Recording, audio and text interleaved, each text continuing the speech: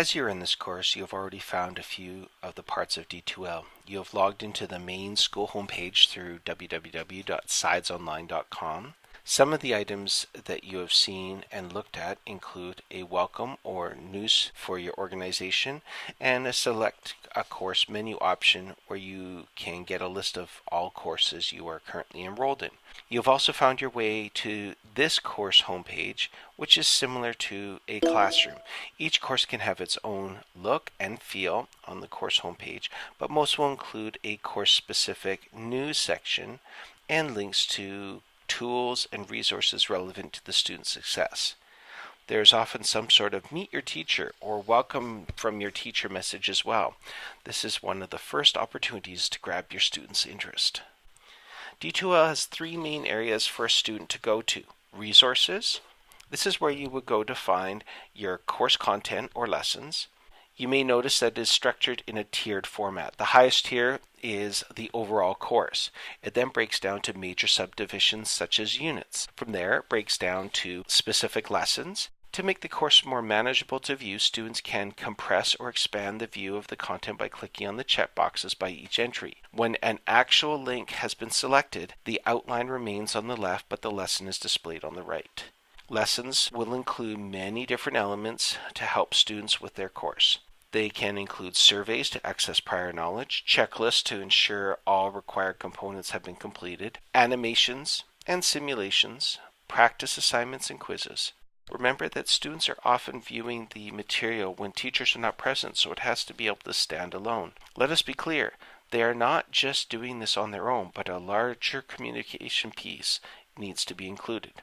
Other features under the Resources tab include a link to checklists created for the course, frequently asked questions in this section of the course, glossary, and a student virtual locker, a place where they can store their files.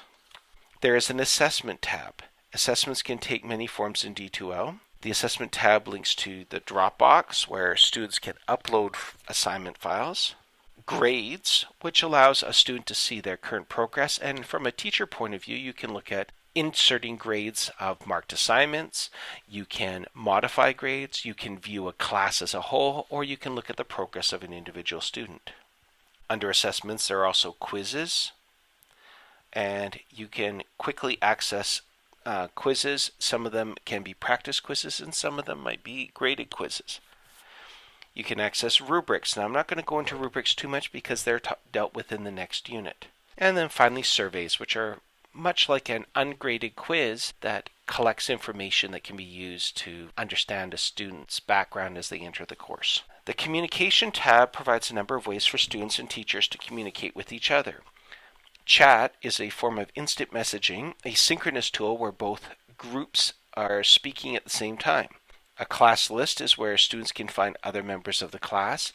A teacher going into the class list has the ability to impersonate a student if needed to see where a problem might be occurring. A student reports that they're having difficulties, they're not seeing something. A teacher can go in and see it from their perspective. There's also a view progress option out of class list to check on individual students.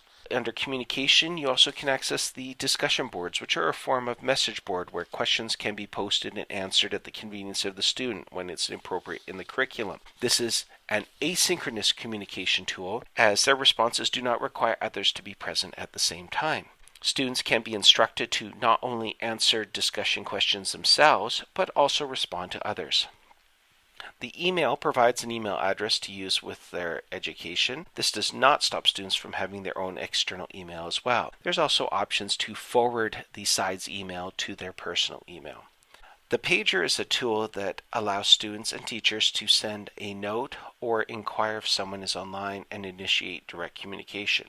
And groups is a nice tool that allows for group work and collaboration. By having specific areas common to all courses, students are given locations to help them consistently navigate to what they need.